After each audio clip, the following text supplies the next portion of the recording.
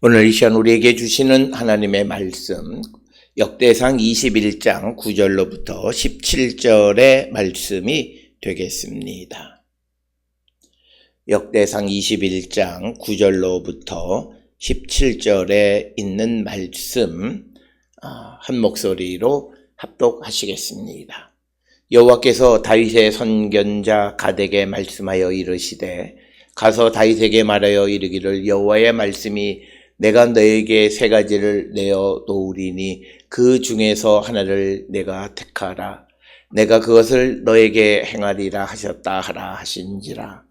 갓이 다윗에게 나가 그에게 말하되 여호와의 말씀이 너는 마음대로 택하라.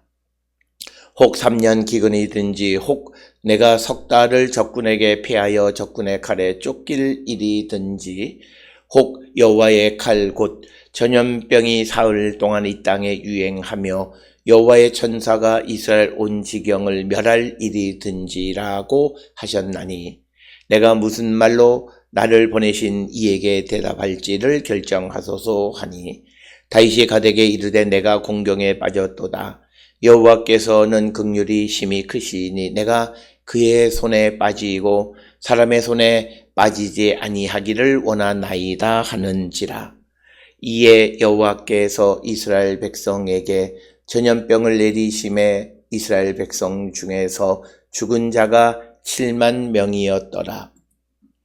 하나님이 예루살렘을 멸하러 천사를 보내셨더니 천사가 멸하려 할 때에 여호와께서 보시고 이 재앙 내림을 뉘우치사 멸하는 천사에게 이르시되 족하다 이제는 내 손을 거두라 하시니 그때에 여호와의 천사가 여부스 사람 오르난의 타작 마당 곁에 선지라. 다윗이 눈을 들어 보매 여호와의 천사가 천지 사방에 섰고 칼을 빼어 손에 들고 예루살렘 하늘을 향하여 편지라. 다윗이 장로들과 더불어 굵은 배를 입고 얼굴을 땅에 대고 엎드려 하나님께 아뢰되 명령하여 백성을 계수하게 한 자가 내가 아니니까 범죄하고 악을 행한 자는 곧 나이니이다. 이 양떼에는 무엇을 행하였나이까 청하건대 나의 하나님 여호와여 주의 손으로 나와 내 아버지의 집을 치시고 주의 백성에게 재앙을 내리지 마옵소서 하니라. 아멘. 우리가 오늘 함께 읽은 그 역대상 21장 9절로부터 17절에 있는 말씀은 이제 21장 1절로부터 시작하는 다윗이 인구 조사를 함으로 하나님 앞에 범죄하게 되어지고 그래서 그것을 깨닫고 하나님 앞에 자기의 죄를 자복한 8절에 다윗이 아뢰되 내가 이 일을 행함으로 큰 죄를 범하였나이다. 그래서 이 간구하오니 종의 죄를 용서하여 주옵소서. 심히 내가 미련하게 행하였나이다. 이렇게 고한 이제 다윗을 이제 용서하시기 위한 절차로서 오늘 주시는 본문의 말씀에 의하면 하나님께서 선지자 갓을 통해서 다윗에게 내리는 재앙에 대해서 말씀하고 있습니다. 오늘 주시는 이 본문의 말씀은 오늘 우리가 이 땅을 살아가는 사람들에게 있어서 아주 매우 중요한 그런 의미를 갖는 그런 말씀입니다. 특별히 많은 사람들은 그 역대상 21장 8절에 나와 있는 것처럼 자기의 죄를 깨닫고 하나님 앞에 죄를 자복하고 용서해 주기를 간구하면 그것으로 끝나는 것으로 생각하는데 적어도 오늘 주시는 본문을 통해서 우리에게 보여주시는 것은 그 죄를 용서하는 절차 가운데 우리에게 벌을 내리신다라고 하는 겁니다. 그래서 우리가 그냥 회개 기도하는 것으로 모든 것이 다 끝났다고 생각하는 것은 잘못된 것이고 성경에서 우리를 용서하시는 모습과는 다른 것이다. 우리가 용서하기 위한 절차가 있는데 그 절차는 우리가 지은 죄에 대한 책임을 우리에게 물으시는 거고 그 내용이 오늘 주시는 9절로 17절에서 선견자 갓을 통해서 다윗에게 주시는 말씀이 되겠습니다. 특별히 오늘 주시는 본문의 말씀을 보면 10절에서 다윗에게 가시 말하기를 여호와의 말씀이 내가 너에게 세 가지를 내어 놓으리니 그 중에서 하나를 내가 택하라. 내가 그것을 너에게 행하리라 하셨다 하라 하신지라. 그래서 오늘 주시는 이 본문의 말씀에서 세 가지 가운데 하나를 택하라고 하는데 그 택하는 것이 어떤 긍정적인 것이 아니라 이제 우리가 내용을 통해서 보게 되면 재앙 세 가지를 말하는 거고 12절에 기록되어 있는 말씀을 근거로 해서 보면 혹 3년간 기근이든지 혹은 내가 석 달을 적군에게 패하여 적군의 칼에 쫓길 일이든지 혹은 칼 곧 전염병이 사흘 동안 땅에 유행하며 여호와의 천사가 이스라엘 온 지경을 멸할 일이든지 이 세 가지 중에 하나를 택하라고 말씀하신 겁니다. 그래서 오늘 주시는 이 본문의 말씀에서 하나님이 범죄한 자를 용서하는 과정 속에서 그 죄에 대한 대가, 책임을 물으신다라고 하는 거죠. 그래서 우리를 심판하시고 우리를 벌하시고 우리를 징계하신다라고 하는 거예요. 그래서 오늘 주시는 이 본문의 말씀은 하나님 앞에 범죄한 다윗을 징계하시는 하나님의 말씀이다.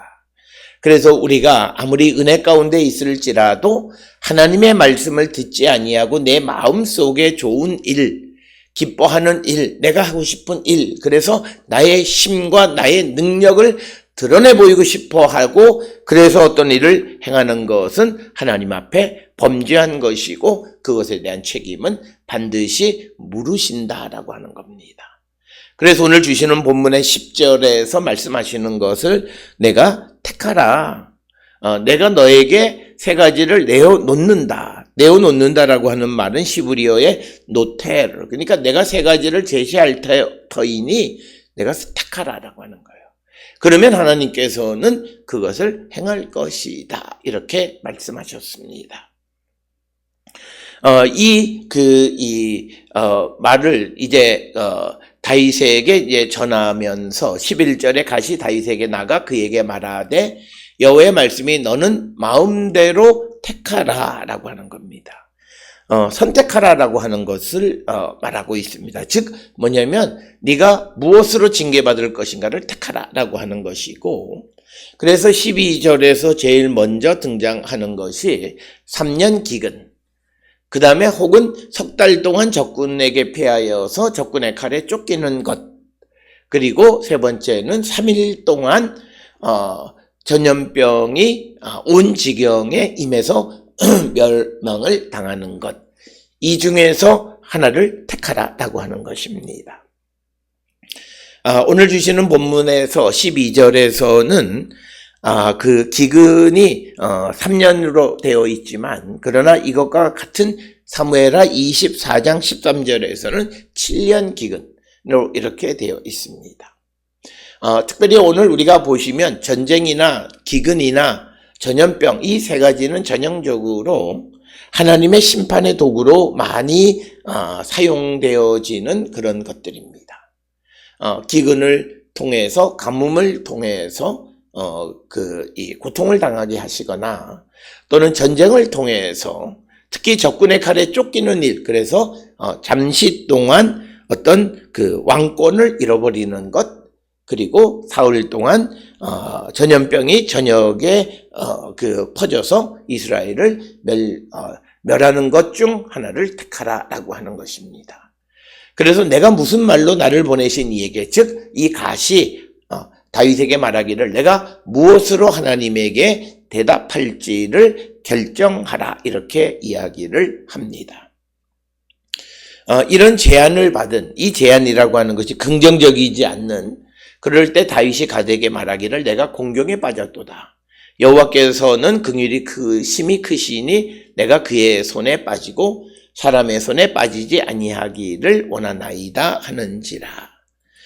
그래서 다윗은 하나님의 손에 내가 빠지기를 원한다라고 하는 것입니다.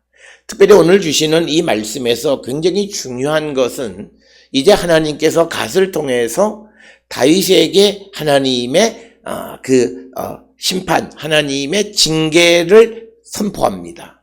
그것에 대해서 다윗은 수용하는 그런 긍정적인 자세를 갖고 있다라고 하는 겁니다. 행여나 그런 자기에게 기근이나 적군에 의해서 쫓기는 일이나 혹은 전염병 중에 하나를 택하라고 하는 이 말을 전하는 갓에 대해서 다른 이스라엘의 왕들처럼 그를 옥에 가두거나 또는 그에게 말을 못하게 하거나 해서 하나님의 말씀을 무시하는 것이 아니라 그 하나님의 말씀, 갓을 통해서 주시는 하나님의 말씀을 이제 듣는다라고 하는 것입니다. 그런데 그 듣는 것이 자기에게 어떤 의무, 또 내가 어떻게 해야 되는 그런 것이라기보다는 내가 잘못한 것에 대한 책임을 지기 위해서 징계를 받는 것을 그대로 수용하는 그런 자세. 굉장히 중요한 순종의 모습을 우리에게 보여줍니다. 우리가 하나님의 백성으로 어떻게 살아야 하는가라고 하는 그런 사실에 대해서 우리가 하나님의 말씀과 주님의 뜻을 따르는 순종도 우리에게 필요하지만, 그러나 하나님께서 우리에게 제시해 주시는 우리가 잘못함으로 우리를 용서하는 과정 속에서 우리가 겪어야 하는 재앙에 대해서도 피하지 않는 자세를 우리가 견지해야 한다라고 하는 겁니다. 이것이 그리스도인의 삶이다라고 하는 것입니다. 그래서 3년 기근, 석 달 동안 적군의 칼에 쫓기는 일, 그리고 3일 동안 전염병이 온 이스라엘의 임에서 사람들을 파괴하는 일, 이 가운데 하나를 택하라라고 하는 것입니다. 오늘 주시는 본문의 말씀 13절에서 이 다윗은 내가 하나님의 손에 빠지기를 원한다라고 하는데, 출애굽기 9장 3절에 의하면 하나님의 손은, 여호와의 손은 곧 전염병을 의미합니다. 그래서 오늘 주시는 본문을 통해서 다윗은 전염병을 재앙으로 택합니다. 그러나 다윗이 왜 전염병을 택했느냐? 그 이유는 내가 하나님의 긍휼이 많으신 하나님의 손에 맡기겠다라고 하는 뜻입니다. 그러나 하나님의 손에 맡기는데 왜 하필이면, 사실 기근이나 적군이나 이 모든 것도 결국은 하나님이 보내시는 것인데 전염병을 택한 이유가 무엇일까라고 하는 질문을 하는데, 그것에 대해서 우리가 성경은 정확하게 대답하고 있지는 않고, 나중에 보게 되면 이 선택이 조금은 잘못되어져서 자기가 모든 것을 대속하겠다라고 하는 그런 말을 통해서 보게 되면, 어쩌면 다윗이 이 기간이 제일 짧은 것을 선택했을 수 있다라고 하는 거죠. 전염병은 사흘 동안이고, 그 다음에 적군에게 쫓기는 것은 석 달이고, 그리고 기근은 3년 혹은 7년 동안 긴 기간이기 때문에 짧은 기간에 끝나는 아마 전염병을 택하고, 그 다음에 거기에 또 하나는 하나님은 항상 긍휼이 크신 분이기 때문에 자비와 긍휼을 베풀어 주실 것이다 라고 하는 그런 이유에서 하나님의 손에 빠지겠다, 즉 전염병을 선택한 것으로 우리가 추정할 수 있습니다. 특별히 13절에서 다윗이 강조하는 하나님의 속성은 긍휼이 심히 크시다라고 하는 겁니다. 특별히 이것은 재앙 가운데 있는 자들에게, 죄 가운데 있는 자들에게 가장 중요한 하나님의 속성은 긍휼입니다. 그래서 긍휼이 심히 크시기 때문에 비록 죄 가운데 있어서 재앙을 당하고 징계를 받는 자들을 긍휼히 여기시는 그 하나님의 그 속성을 언급하고 있는 것이 13절의 말씀이 되겠습니다. 따라서 그렇게 전염병이 이제 이스라엘에게 내리심으로 말미암아 14절에 의하면 백성 중에 죽은 자가 7만 명이었다.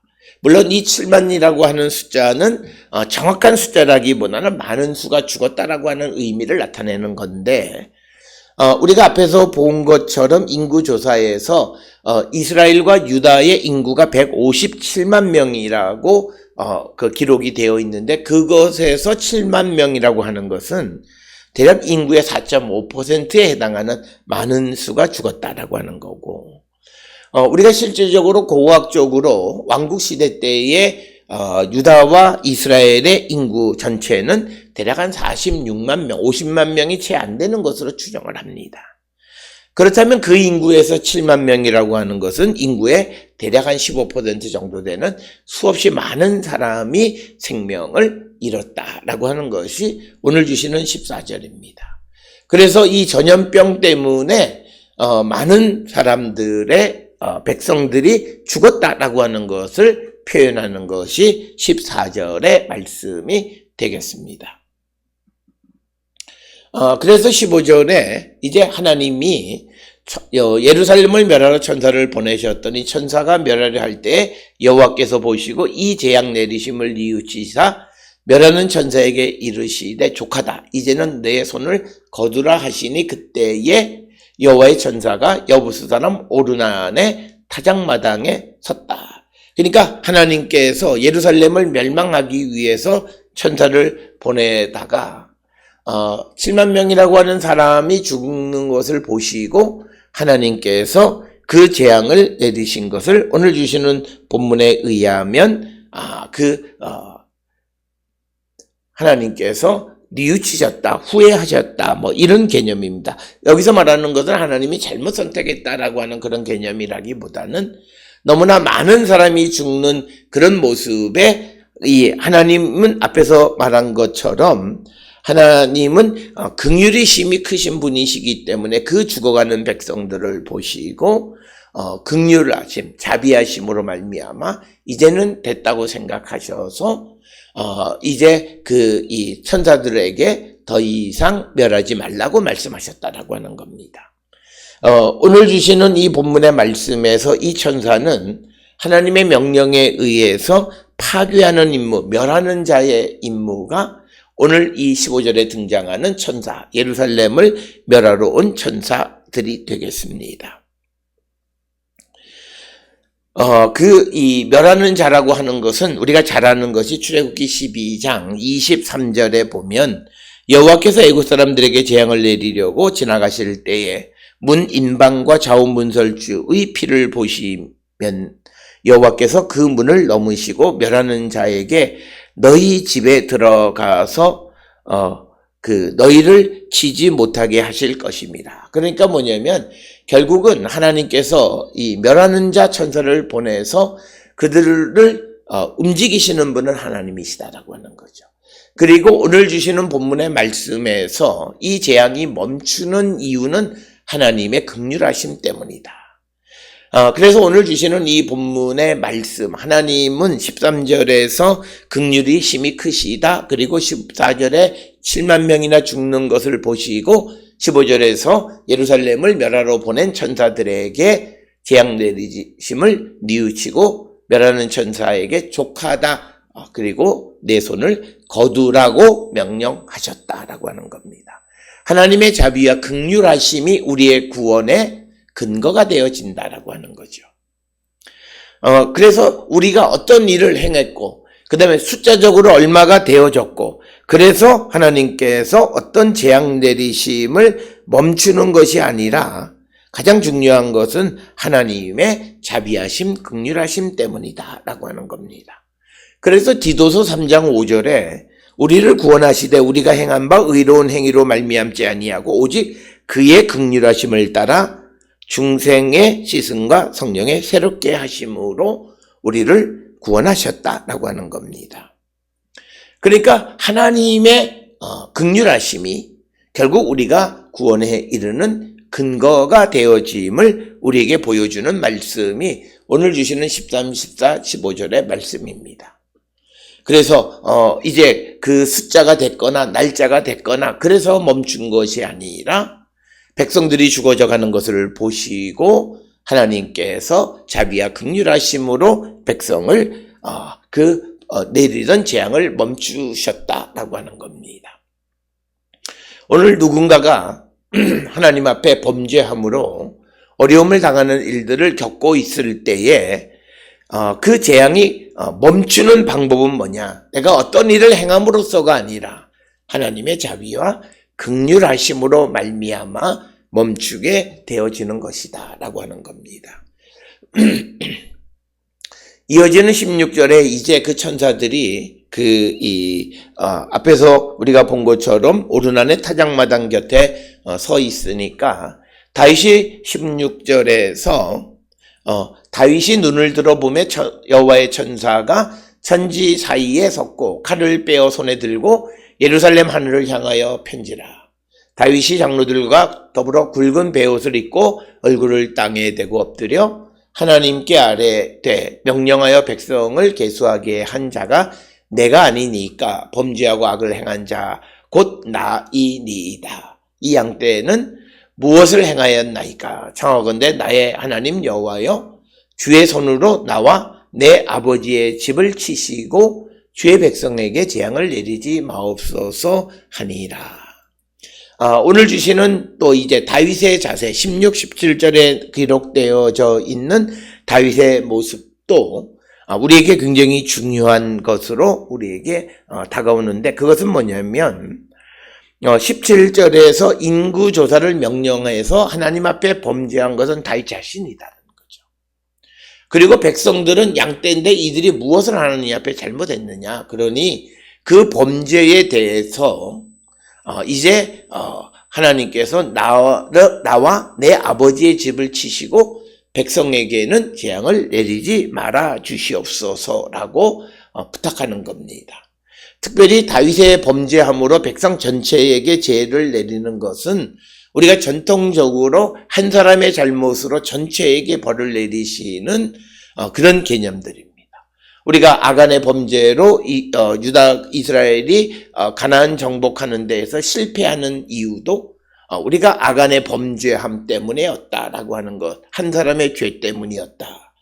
그래서 한 사람의 죄로 말미암아 전체가 그 책임을 공감하는 그런 책임을 지는 그런 모습에서 오늘 주시는 17절에서 다윗이 말하는 것은 이제 죄진 건 나니까 결국은 나와 내 아버지의 집을 하나님 벌하시고 백성에게는 재앙을 내리지 말아달라라고 부탁하는 것이 오늘 주시는 본문의 말씀이 되겠습니다.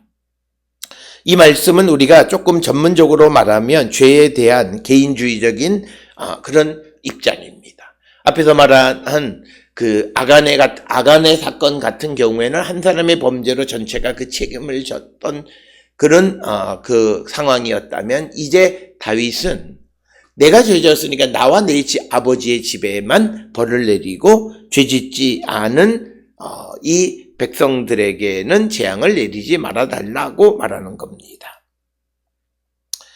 그래서 오늘 주시는 본문의 말씀에서 강조하는 것은 이제 죄진 사람, 그 사람에게 벌을 내리지 죄짓지 않은 다른 사람에게는 죄를 내리지 말아달라. 그래서 죄의 개인주의적인 성향을 보여주고 있습니다. 오늘 우리가 바벨론 포로에 잡혀간 이스라엘 백성들은 특별히 하나님 앞에 범죄함으로 말미암아 그들이 포로로 잡혀갔습니다. 특별히 왕을 위시해서 지도층들의 잘못으로 말미암아 백성들이 포로로 잡혀갔습니다. 그런 상황 속에서 다시 하나님이 그들에게 자비와 긍휼을 베풀어서 다시 가나안 땅에 유다 땅에 돌아오게 하셔서 사는 가운데 그들이 이제 이 역대기 역사를 기록하면서 이제 그들의 역사관은 뭐냐면 이제는 죄진 사람 그 사람에게 책임을 묻고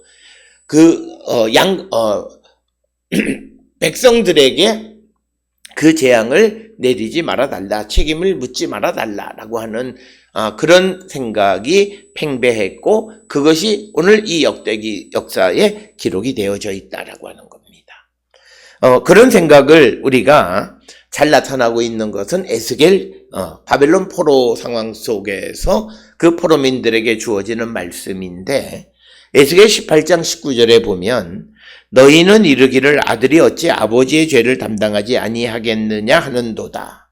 그러니까 뭐냐면 전통적으로 아버지가 범죄하면 아들도 그 책임을 져야 된다는 거죠. 그런데 그 19절 하반절에 아들이 정의와 공의를 행하며 내 모든 율례를 지켜 행하였으면 그는 반드시 살려니와.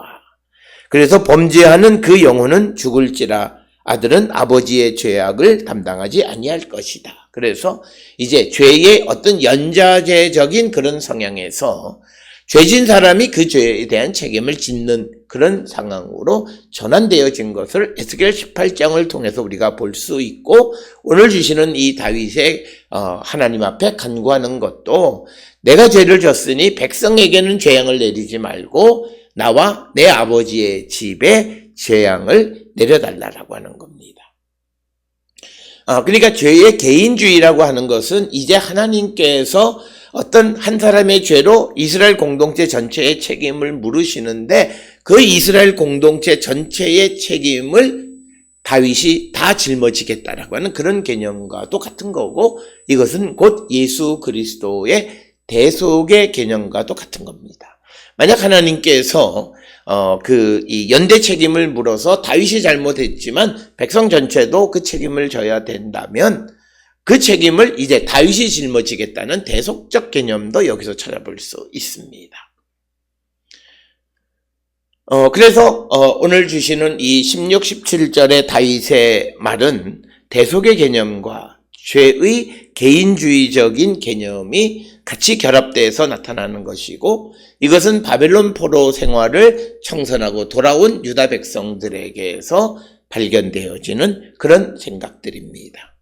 오늘 우리가 살고 있는 이 시대에 우리는 하나님 앞에서 범죄했을 때 예수 그리스도의 십자가의 보혈이 우리를 대속해 줍니다.